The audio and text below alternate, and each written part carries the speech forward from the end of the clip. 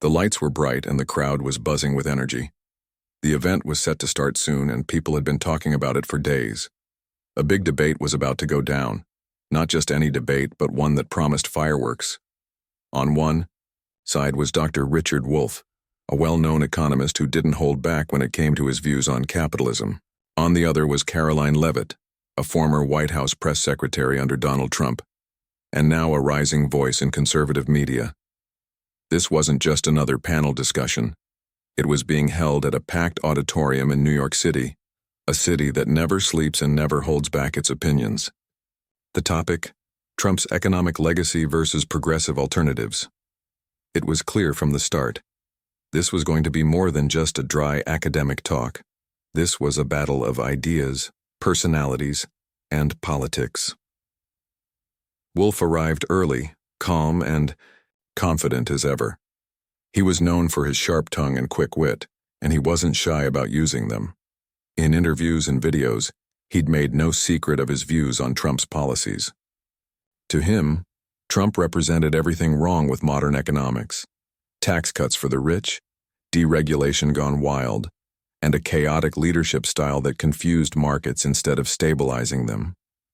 As he sat backstage, flipping through his notes, he smiled slightly. He had prepared a few zingers, some jokes even. He liked to make complex economic ideas easy to understand, and if he could get a laugh while doing it, all the better. Meanwhile, Karoline Leavitt walked into the venue with purpose. She was young, sharp, and ready. People had already started, calling her the future of conservative communication, and she wasn't planning to disappoint. She knew what she was walking into. She had watched Wolff's past debates, read his books, and studied his arguments. She wasn't intimidated. She had worked inside the White House during one of the most polarizing presidencies in modern history. If there was one thing she understood, it was how to stay cool under pressure. And she wasn't here just to defend Trump's record. She was here to show that the economy under his leadership had real results. Backstage, the two never crossed paths. They didn't shake hands, didn't exchange pleasantries. The tension wasn't physical yet, but it was building. The moderator gave the signal. Time to go on stage. The room quieted as they stepped out. Cameras rolled. The crowd leaned in. Some were clearly rooting for one side. Others just wanted to see a good fight. But everyone was curious. Wolff took his seat first, adjusting his glasses, and giving a small nod to the audience. He looked comfortable, like he belonged. Leavitt followed, sitting across from him with calm confidence. She glanced at him once, then turned to face the moderator. No smile, no smirk, just focus, though. Moderator opened with a simple question. Let's start with the basics. Was the Trump administration good for the American economy? Wolff leaned forward first. Well, he began, if we're being honest, the Trump economy was like a house built on sand. Sure, it looked impressive from the outside, but underneath, it was shaky. He paused, letting the metaphor sink in. Tax cuts for the wealthy don't grow the economy, and they just widen the gap between the rich and everyone else. And let's not forget, his trade wars created uncertainty, not stability. A few members of the audience nodded. Others shifted uncomfortably. Then it was Leavitt's turn. She cleared her throat gently, then spoke with clarity and calm. I respect Dr. Wolff's work, but I think he's missing the bigger picture. Under President Trump, unemployment dropped to historic lows. Job growth was strong across the board, especially among African American and Hispanic communities. She paused, looking directly at Wolff. And let's not pretend that the stock market gains were fake. Millions of Americans saw their retirement accounts grow. That matters. The room stayed silent for a beat. Then murmurs began. Some people whispered to each other. Others tapped on their phones, already fact-checking. Wolff raised an eyebrow, but stayed composed. Those numbers are cherry-picked, he replied. What you call success, I call short-term noise. The long-term damage from deregulation and corporate giveaways will take years to undo. Leavitt didn't flinch. Or, maybe, she said calmly, you just don't like the idea of a president who challenged the system you've spent your life studying. That line landed hard. The audience reacted. Some clapped quietly, others gasped. The moderator quickly moved to the next question, trying to keep things moving before sparks really flew. But the tone had been set. This wasn't going to be a polite disagreement. This was a clash of worldviews, and it was only the beginning. The debate was heating up. The crowd could feel it. This wasn't going to be just another talk show style back and forth. This was real. Two strong voices, two very different views, and neither one backing down. Wolff leaned forward again, clearly not done making his point. "Look," he said, "we can argue about numbers all night, but at the end of the day, Trump's policies didn't fix what's broken in our economy. They made it worse for working people." He looked around, the room like he was talking to everyone, not just Leavitt. "You know what happens when you cut taxes for billionaires? They get richer. Everyone else gets more bills." A few people in the audience nodded. Some clapped quietly. Others stayed silent, waiting to see how Leavitt would respond. She didn't rush. She let the moment sit for a second before speaking. Then, in her calm but firm tone, she said, "Dr. Wolff, I've read your work. You've been saying things like this for years. In fact, if I remember right, you once said that Trump's election would bring an economic collapse." She paused and gave him a look. "That didn't happen, did it?" A ripple went through the crowd. Some people smiled. Others glanced at their phones, probably searching for that quote. Wolff tried to brush it off. "Economic collapse doesn't always come with smoke and fire," he said. "Sometimes it comes with rising debt, falling wages, and a system that only works for the top few." Leavitt didn't flinch. "Still doesn't explain why unemployment dropped to 3.5% under Trump," she shot back. "Or why small businesses were booming, or why so many families were doing better than they had in years." She turned to the audience now, not just answering Wolff, but making sure everyone was listening. "People forget, the economy isn't just about Wall Street, it's about Main Street. And under President Trump, Main Street was moving forward." Some people in the crowd started clapping. Others looked surprised. This wasn't the usual back and forth they'd seen on TV. Wolff adjusted his glasses. He was still confident, but there was a slight change in his tone now, like he realized he was in for a real fight. "You're painting a nice picture," he said, "but it's missing some big pieces, like the trade wars that hurt farmers, or the way he treated allies, like they were enemies. That kind of chaos doesn't help long-term growth." Leavitt smiled slightly. "You make it sound like the world was perfect before Trump. Let's not forget, he inherited a government shutdown, a slow-growth economy, and a foreign policy that left America playing catch-up." She leaned in. "He changed that. Whether you liked his style or not, he got results." Wolff shook his head. "Results mean nothing if they're built on shaky ground." "Then why?" Leavitt asked. "Did the stock market go up every time he won a major policy fight?" The moderator jumped in before the argument could spiral. "Let's shift gears for a moment," they said, trying to keep the flow smooth. "What do both of you think should be the top priority for the next administration when it comes to the economy?" Wolff took a breath. "We need to rethink everything," he said. "Worker co-ops, public ownership of key industries, and a fairer tax system. We can't keep pretending capitalism is working for everyone." Leavitt listened, carefully. When it was her turn, she said, "I believe in giving people choices, not telling them how to live or what to believe. If someone wants to start a business, they should be able to. If someone wants to work for a company, they should have the freedom to do that too." She looked straight at Wolff. "Your model sounds great on paper, but history shows us it doesn't work in practice. People aren't just numbers on a chart.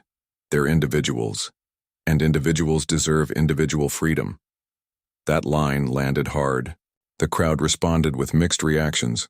Some clapped, others murmured. Wolff opened his mouth to reply, but the moderator cut in again, keeping the pace tight. It was clear now. This wasn't just a debate. It was a battle of ideas, and both sides were bringing their best shots, and it was only getting started. The debate was shifting gears now. The crowd could feel it. This wasn't just about numbers or policies anymore. It was personal. Both sides were digging in, throwing jabs and landing punches. And the audience? They were eating it up. Wolff leaned back for a moment, taking a sip of water. He looked calm on the surface, but there was a flicker of frustration in his eyes. He had come here to critique Trump's economic record, but Leavitt wasn't letting him get away with it. She was pushing back hard, and he knew it. Leavitt didn't waste any time. As soon as the moderator moved to the next question, she jumped in. "Dr. Wolff," she said, her tone firm but respectful. "You've spent decades talking about how capitalism is broken, but can you give me one example where your ideas have actually worked in practice?" The room went quiet. Everyone turned to look at Wolff. It was a direct challenge, and they all knew it. He adjusted his glasses again, buying himself a second to think. "Of course," he said finally. "Worker co-ops in Spain, public banking systems in Germany. These are real-world examples of alternatives to corporate greed." Leavitt nodded slowly, like she was considering his answer. Then she hit him with a follow-up. "Okay, fair enough. But those are small-scale examples. Can you tell me how you'd scale something like that across an entire country as big and diverse as the United States?" Wolff hesitated. He hadn't expected her to push so hard. "It's not easy," he admitted. "But nothing worth doing ever is. We need bold ideas if we're going to fix what's wrong with our economy." Leavitt smiled faintly. "Bold ideas are great," she said. "But let's be honest. Most people don't want to trade their freedom for experiments. Look at Venezuela, look at Cuba. Centralized control doesn't work, people end up worse off." A few members of the audience clapped. Others shifted uncomfortably. Wolff frowned. He didn't like being compared to failed socialist states. "That's a cheap shot," he said, his voice sharper than before. "I'm not talking about authoritarian regimes. I'm talking about empowering workers, giving them a say in how things are run." Leavitt didn't back down. "Sure, everyone loves the idea of empowering workers, but in practice it means committees, red tape, and decisions made by people who've never worked a day in the industry they're regulating." She paused, letting that sink in. Then she added, "Under President Trump, businesses thrived because they had fewer restrictions. Less regulation meant more innovation, more jobs, more opportunities." Wolff shook his head. "At what cost?" he shot back. "You can't just ignore environmental damage, worker exploitation, and growing inequality. That's not progress." Leavitt raised an eyebrow. "And yet millions of Americans felt better off under Trump than they did before. You can argue all you want about theory, but facts are facts." The moderator stepped in again, trying to steer the conversation back on track. "Let's talk about inequality," they said. "Both of you agree it's a problem, but clearly you have different solutions. Dr. Wolff, why do you think your approach is better?" Wolff sat up straighter, ready to explain. "Because inequality isn't just unfair, it's unsustainable. When wealth is concentrated in the hands of a few, the rest of society suffers. My model redistributes power, not just money. It gives ordinary people a real stake in the system." Leavitt listened carefully, nodding along. When it was her turn, she said, "I respect your passion, but I think you're missing something important. Most Americans don't want handouts. They want opportunity. They want to earn their success, not have it handed to them." She leaned forward, speaking directly to the audience now. "When you cut taxes and roll back regulations, you create space for people to succeed. That's what happened under Trump. Small businesses opened, families saved more, communities grew stronger." Wolff sighed, looking exasperated. "You make it sound so simple," he said, "but you're ignoring the long-term consequences. What happens when corporations exploit loopholes, when workers lose protections, when the planet pays the price?" Leavitt didn't flinch. "What happens when government overregulates and stifles growth?" She countered. "When people can't afford to start businesses or hire employees? When good intentions lead to bad outcomes?" The crowd erupted into murmurs. Some people were nodding along with Leavitt. Others seemed to side with Wolff. But everyone was leaning forward, hanging on every word. The moderator tried to wrap up the segment, but the energy in the room was electric. This wasn't just a debate anymore. It was a clash of visions, and neither side was backing down. As the Next question came up. Both Wolff and Leavitt took a deep breath. They knew they were only halfway through and the stakes were higher than ever. The energy in the room was palpable. The debate had reached a tipping point and everyone could feel it. Richard Wolff was still holding his ground, but there was something different about the way the crowd was reacting now. They weren't just listening. They were leaning in, nodding along, even laughing at moments. And much of that reaction was directed toward Karoline Leavitt. The moderator posed another question. Both of you have talked about inequality, opportunity, and policy. But let's bring this back to real people. How do your ideas actually help everyday Americans? Wolff went first, as usual. He spoke passionately, painting a picture of a world where workers had more control over their lives. Imagine a system where profits don't just go to CEOs, he said, where employees own part of the company they work for, where decisions are made democratically instead of by a handful of executives. It sounded inspiring, almost poetic. But when it was Leavitt's turn, she didn't waste any time cutting through the idealism. That all sounds great in theory, she began, her tone calm but firm. But let me ask you something. Have you ever tried running a business? Ever hired someone? Paid their salary? Dealt with payroll taxes or supply chain issues? The crowd chuckled softly. Some nodded knowingly. Leavitt wasn't attacking Wolff personally. She was pointing out the gap between academic theories and real-world challenges. She continued, running a business is hard enough without adding layers of bureaucracy. Most small business owners I've met aren't trying to exploit anyone. They're just trying to survive. Your model might work in a classroom, but out here in the real world, it would crush the very people you're trying to help. Wolff frowned slightly. He hadn't expected her to focus so much on practicality. He tried to counter. Small businesses fail under capitalism too, he said. And often, it's because big corporations dominate the market. What I'm proposing levels the playing field. Leavitt shook her head.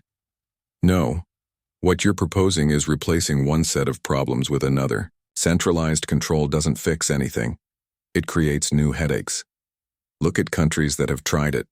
Their economies stagnate, innovation dies, and ordinary people suffer. The audience murmured in agreement. Even some of the more liberal-leaning attendees seemed unsure about Wolff's vision now. Leavitt pressed her advantage. She turned to the crowd, speaking directly to them. Think about it. When President Trump cut regulations, businesses flourished. Entrepreneurs could take risks without worrying about endless red tape. Families saw their paychecks grow. Communities came back to life. She paused, letting her words sink in. Then she added, that's not theory, that's reality, and that's why people supported him. Wolff looked frustrated. He wasn't used to being challenged like this. Normally his arguments won over audiences with their intellectual depth. But Leavitt wasn't playing that game. She was keeping it simple, relatable, and grounded in facts. He tried to regain control. You're focusing on short-term gains, he said. What about the long-term costs? Environmental damage? Worker burnout? Rising debt? Leavitt interrupted him smoothly. Short-term gains matter when you're living paycheck to paycheck. Long-term costs matter too. But you can't ignore what's happening right now. People need jobs today. They need hope today. The crowd erupted into applause. Some stood up, cheering loudly. Others clapped politely, clearly impressed by Leavitt's ability to connect with ordinary concerns. Even the moderator seemed caught, off guard by the shift in dynamics. Let's move on to our next topic, they said quickly, trying to steer the conversation forward. But the momentum had changed. Leavitt was no longer just defending Trump's record. She was taking the fight to Wolff, exposing the flaws in his arguments and showing why her perspective resonated with real people. As the debate moved into its final stretch, Wolff found himself struggling to keep up. His points were still valid, but they lacked the emotional punch of Leavitt's responses. She had tapped into something deeper, the hopes, fears, and dreams of everyday Americans. By the time the moderator signaled the end of the segment, the crowd was buzzing. Social media was lighting up with reactions. Clips of Leavitt's best lines were already circulating online, and as both debaters prepared for closing statements, one thing was clear. This wasn't just a battle of ideas anymore. It was a clash of styles, and Leavitt was winning. The debate had ended, but the buzz was only beginning. As the audience filed out of the auditorium, conversations erupted everywhere. People were talking about what they'd just witnessed, not just the arguments, but the clash of personalities, ideas, and styles. And one name kept coming up: Karoline Leavitt. Leavitt stood near the stage, shaking hands and posing for photos with attendees who wanted to meet her. She smiled warmly, thanking them for their support. To many in the crowd, she wasn't just a debater. She was someone who understood their struggles and spoke directly to them. One man stopped to tell her, "You really hit the nail on the head out there. We don't need more theories. We need solutions that actually work." Leavitt nodded, her expression thoughtful. "That's exactly why I'm here," she said. "People deserve leaders who listen and act, not lecture." Meanwhile, across the room, Richard Wolff was packing up his notes. He looked reflective, even a little frustrated. He hadn't expected the crowd to turn so decisively against him. His arguments were solid, rooted in decades of research and analysis, but somehow they hadn't landed the way he'd hoped. A young woman approached him hesitantly. "I liked your points," she said, "but I have to admit, I found myself agreeing with her more." Wolff forced a smile. "That's okay," he replied. "Debates are meant to challenge us. Maybe I'll rethink how I present my ideas next time." As the night wore on, social media lit up with reactions. Clips of Leavitt's sharpest moments went viral almost instantly. One video showed her dismantling Wolff's argument about worker co-ops with a single line. "Sounds like group projects all over again, and we all know how those ended."